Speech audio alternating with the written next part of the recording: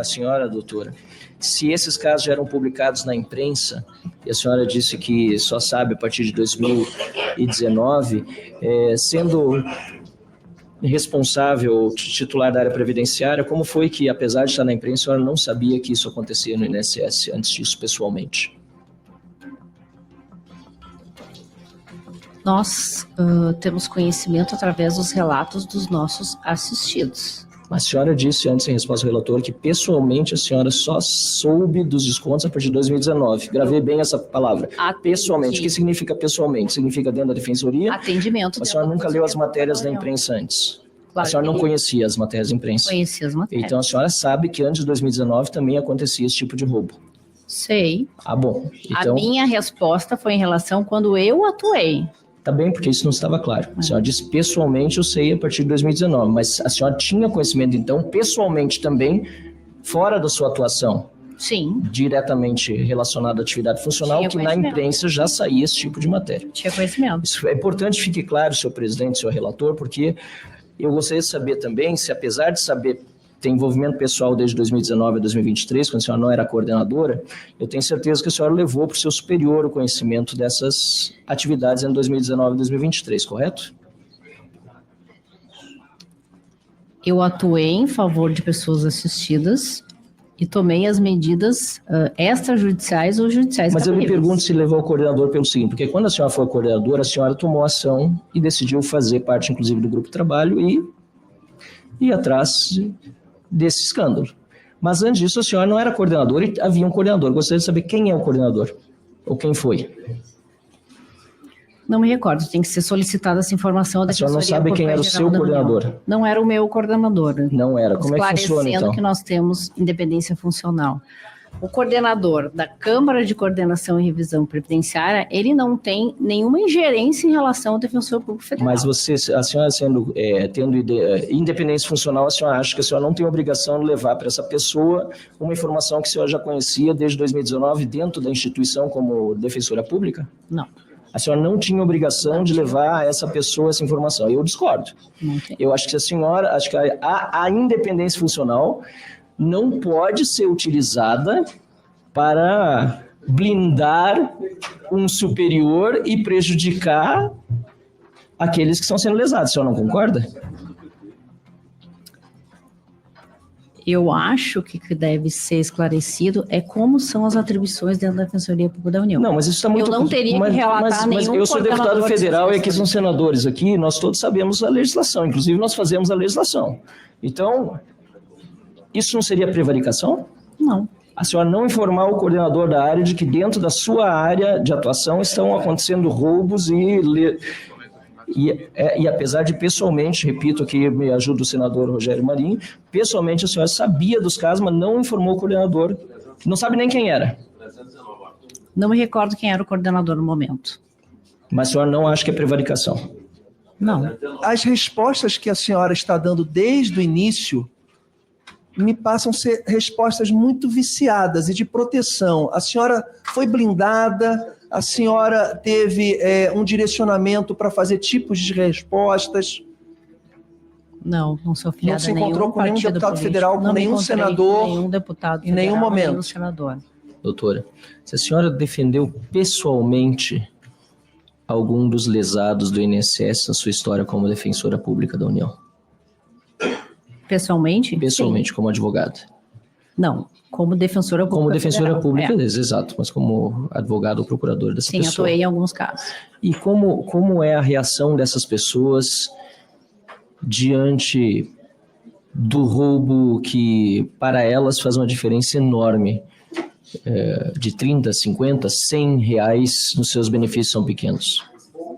É uma reação de indignação. Tem algum caso específico, sem mencionar nomes, que você possa citar, que tenha te trazido especial emoção ou comoção? Eu acho que casos mais assim emblemáticos nos atendimentos que foram feitos no Rio Grande do Sul após as enchentes, atendimentos que foram feitos pela Defensoria Pública da União. Mas relacionados ao roubo do INSS? Relacionados ao roubo do INSS. Não. E eu quero agradecer a DPU, inclusive. Identificou nos históricos de crédito os descontos associativos. Atendendo demandas que não eram necessariamente descontos associativos, se verificou aí um desconto. Eu não quero deixar de reconhecer, inclusive, a Defensoria Pública no momento das enchentes do Rio Grande do Sul, quando atuou, inclusive tem participado das reuniões da nossa coordenação com alguma frequência sobre esse tema, mas não é sobre isso que estamos falando. Gostaria de saber sobre roubo aos aposentados. Algum aposentado específico que tenha sido lesado e que foi representado pela senhora, tem alguma lembrança que ele traga algum tipo de emoção, que diga, isso aqui foi um caso tão grave que me chamou a atenção, me chocou? Tenho alguns casos, mas o que eu gostaria de esclarecer? Eu atualmente não estou atuando no meu ofício de origem, então eu não estou atuando nos casos individuais. Certo, mas atuou alguma vez em algum caso individual na história? Atuei. E qual foi o primeiro caso que você tem em memória de ter atuado a favor de um lesado do INSS? Nesse caso específico que eu recorde, realmente acho que foi no 2023 ou 2024. E teve algum caso anterior, porque a notícia que nós temos é que desde 2011, pelo menos, a doutora trabalha na área previdenciária dentro da advocacia, me corrija se estiver enganado, talvez até tenha sido antes. Pelo menos essa é a notícia de 2006. Na Defensoria a gente encontrou a informação de 2011, tá? Mais antigo. Teve algum caso desde 2006 de defesa de algum lesado no INSS que tenha relação com descontos indevidos? Desde 2006, não tenho conhecimento. E qual foi o primeiro? 2023. Que eu recorde, na minha atuação como defensora pública federal, os casos em que eu tenho conhecimento que eu atuei no ofício individual, foram 2018 e 2019, acredito. Mas a senhora há pouco disse que foi 2023. Não. 2023, a minha atuação, ela se divide numa atuação individual. Certo. E depois, quando eu assumi a coordenação. Certo. Entendeu? Mas como defensora de um lesado INSS, o primeiro caso que você defendeu foi em 2023 ou 2018? Entre 2018 e 2019. Ok, eu gostaria de que a senhora informasse depois a comissão exatamente qual foi esse caso, em que data foi. Eu também gostaria de chamar a atenção aqui de todos os colegas desse gráfico que está no plano de trabalho do deputado Alfredo Gaspar, que mostra o marco temporal entre 2015 e 2025 dos descontos no INSS. É muito importante lembrar que durante o governo Lula foi que houve o grande disparo, certo? Agora, antes disso, como sempre houve, lamentavelmente, roubo no INSS, nós sabemos que houve episódios, por exemplo, relatados pela imprensa, Geraldo Doca, em 2018, e INSS fará pente fino em convênios por suspeita de fraude, isso foi no jornal O Globo, e também em 2010, o mesmo repórter, contribuição compulsória, aposentados são descontados sem saber e sindicatos faturam milhões. Eu gostaria também, senhor presidente, de perguntar para a doutora Patrícia Betim Chaves se o grupo de trabalho que a senhora entregava tinha prazo para encerrar.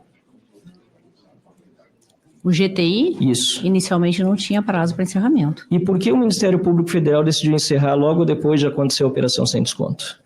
Essa resposta não cabe a mim. Mas não foi falado nada dentro do grupo? Não foi informado. Não havia comunicação dentro do grupo entre os membros? Havia. Mas não foi informado o encerramento? Não foi informado o motivo do encerramento. Mas foi informado o encerramento. Como foi feita essa informação? Através de um ofício dirigido ao Defensor Público Geral Federal. E o Defensor Público Geral Federal não questionou esse encerramento, a senhora tampouco.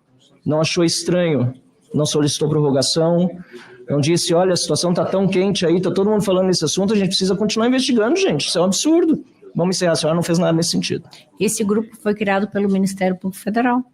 Mas a senhora era membro. Era membro, mas não cabe a mim questionar, porque essa é uma escolha, uma decisão do Ministério Público Federal. A senhora não podia questionar nada dentro do grupo, então a senhora não tinha participação efetiva no grupo.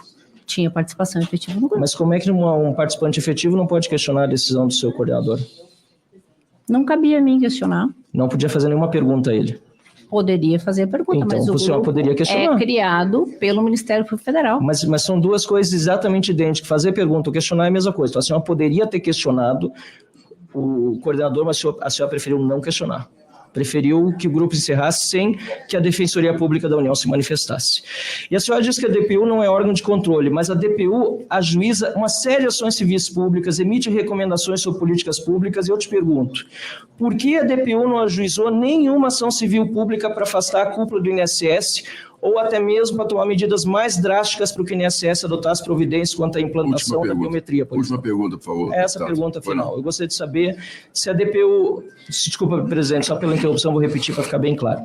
Se a DPU ajuiza toda hora ação civil pública, isso aqui é muito corrente aqui, emite recomendações sobre políticas públicas. Por que, nesse caso, a senhora acredita que não foi ajuizada nenhuma ação civil pública para afastamento da cúpula do INSS, ou então que se tomasse medidas drásticas para que o INSS adotasse providências quanto à implantação da biometria? Os defensores regionais de direitos humanos ou a Defensora Nacional de Direitos Humanos têm independência funcional e avaliar qual a sua forma de atuação, que pode ser não somente judicial, mas extrajudicial, através de recomendações. E por que o DPU Obrigado, deputado Barra. Não, mas a pergunta não foi... O prazo encerrou. Mas só por que não fez nesse caso? Só essa pergunta. Por que nesse caso não foi feito, na sua opinião? Não cabe a mim responder essa pergunta. Ok, obrigado, senhor presidente. Obrigado. Nós observando aqui desde o início dessa audiência, o que passa para a gente, a senhora como representante da Defensoria Pública da União, passa que o cidadão está em segundo plano. Passa que a Defensoria Pública da União, do Brasil, está mais preocupada em defender o Estado do que o cidadão. E eu gostaria de fazer uma pergunta para a senhora. Eu sou professor de Educação Física, a gente acompanha muita expressão, né? De medo, de ansiedade, de alegria, de coragem. A senhora é filiada a algum partido? Já foi filiada a algum partido? Não sou filiada a nenhum partido e gostaria aqui de ressaltar que a Defensoria Pública da União, ela ajuiza ações contra a União, contra entidades federais. A senhora então, teve ela alguma... faz a defesa das pessoas necessitadas e mais vulneráveis que não têm condições de pagar um advogado. A senhora teve alguma reunião com algum superior, com algum membro de partido? Porque as respostas que a senhora está dando desde o início me passam ser respostas muito viciadas e de proteção. A senhora foi blindada, a senhora teve um direcionamento para fazer tipos de respostas. Não sou filiada a nenhum partido político. Não se encontrou com nenhum deputado federal, com nenhum senador? Com nenhum deputado federal, em nenhum momento. Nenhum senador.